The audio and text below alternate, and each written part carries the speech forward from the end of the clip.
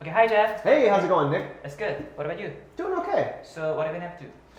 Nothing much, just hanging out at home, taking it easy. Got a haircut, Playing console? playing video games, yeah, working out.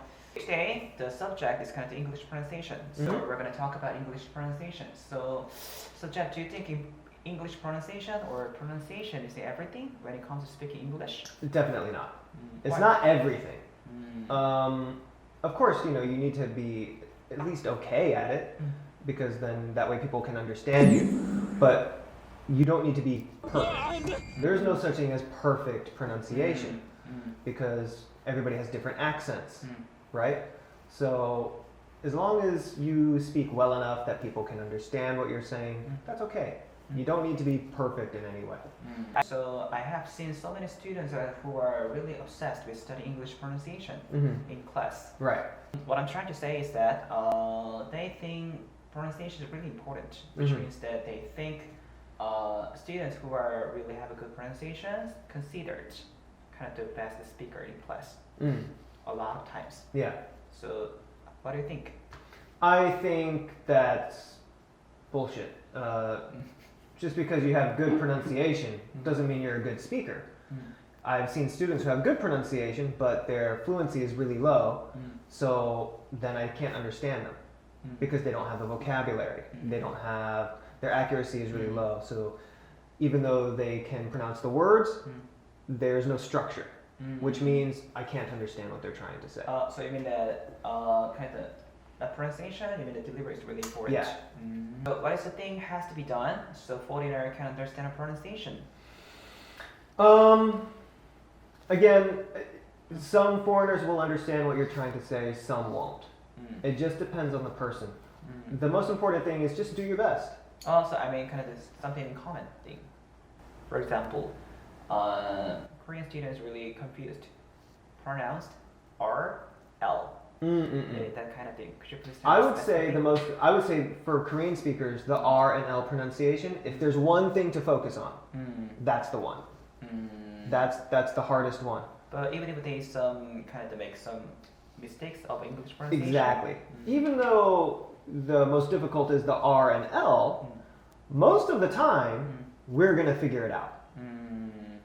If you make that mistake, we will probably just figure that out, and it's not going to be a big deal. Yeah, because I already kind of have been working together with foreigners before, maybe for almost 10 years. They never kind of point out Right. pronunciation before. They just focus on what I'm trying to say to them, right? So there have been times where I've had students come to me and they say, Jeff, I have a problem. Now, of course, the correct pronunciation is problem, but I already know what they're trying to say. 2 syllables. Yeah, well, Problem. yeah, right. But they say problem. They replace the R with an L pronunciation, but I know what they're trying to say. But I think you're already kind of used to it, the Korean English pronunciation. I would also say that's true, Right. because having a Korean mother, growing up around Korean speakers and living in Korea for a long time, I'm probably more used to it. But I think most foreigners would understand a small mistake like that. Like that's not a big deal. So you mean it's not a big deal, right? Yeah. Small mistakes, right? Yeah. Small mistakes, don't worry about it. Yeah. I think mistakes kind of have to be done. Yeah, you gotta make mistakes. Must be done, right? That's the only way you can get better. Try to learn English, right? And don't like a good expression is don't beat yourself up when you make a mistake. That means don't be so hard on yourself. Don't get down. Don't get depressed when you make a mistake. There are going to be people who understand and people who don't, and that's the truth with every language. So, in conclusion, the things that make a good English speaker are really just your fluency. It's not only your accuracy. It's not only your pronunciation. It's just delivering your ideas. That's what makes a good English speaker. Nothing has to be perfect because there is no such thing as perfect anymore. Even as native speakers, we make mistakes. Oh, really? All the time. All the time.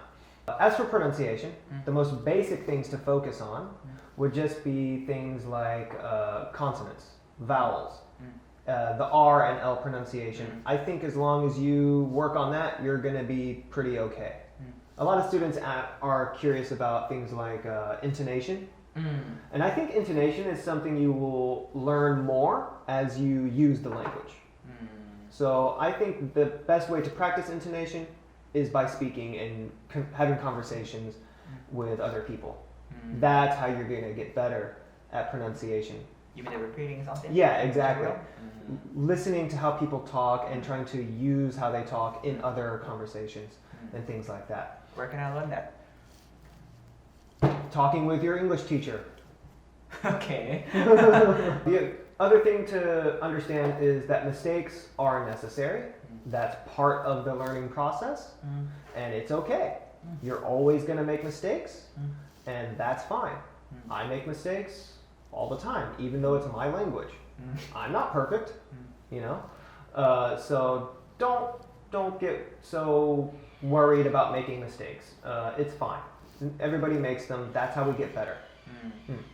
So the only way to grow, the only way to improve, is to make mistakes. Okay.